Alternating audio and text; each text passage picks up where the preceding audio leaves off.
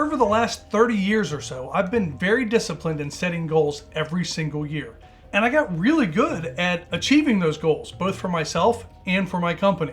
I also spent many years teaching other employees and business leaders how to set goals and achieve them for the organization. It was kind of like setting up dominoes across the entire organization. And when you set everything up just right and everything lines up the way it should, the impossible can be achieved. I mean, things that nobody thought were possible could be done in a relatively short amount of time.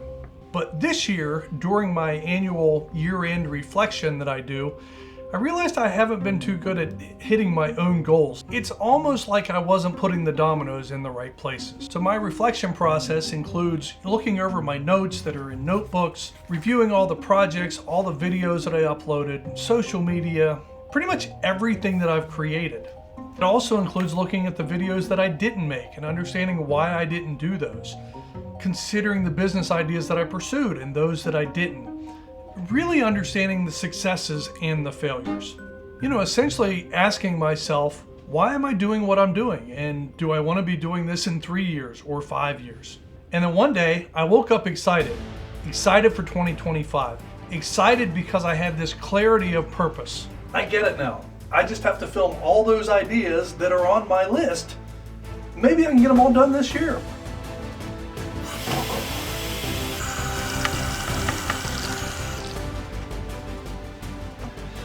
I better go make some coffee and get started.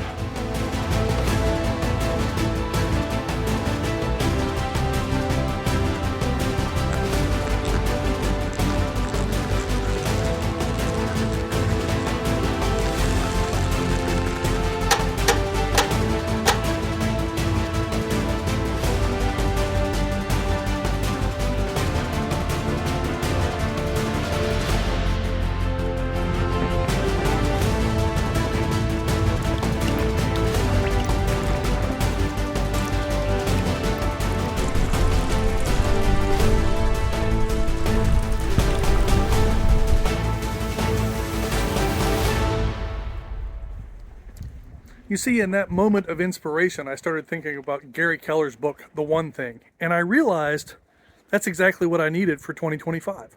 I needed to have just one goal.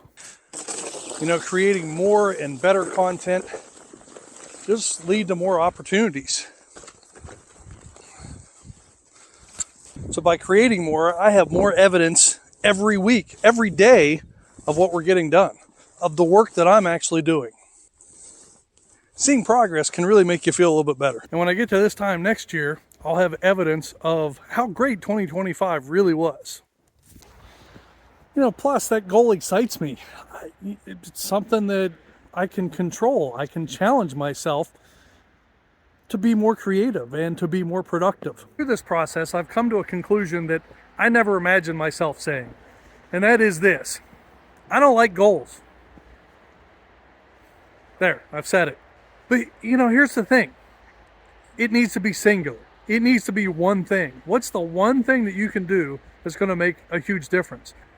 Let's say one of my goals was, hey, I'm going to go fishing 100 times this year. Does this count? I went fishing, but the water's frozen. I can't cast. There's no way I'm going to catch anything. I can't control this part of it. But I can control my attitude. I can control my productivity. And so that's why I've got that one goal. I'm just going to create more content, more videos, more blogs. If I continue to create, learn, and improve, I think everything else takes care of itself.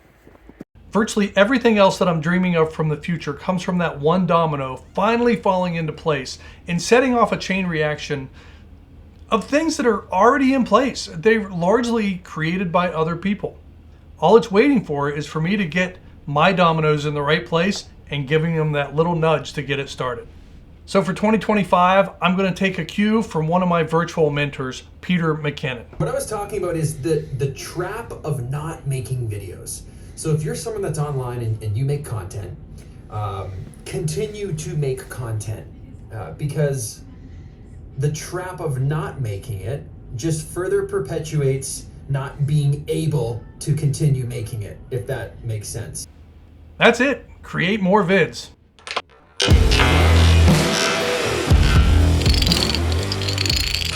seriously, that's it.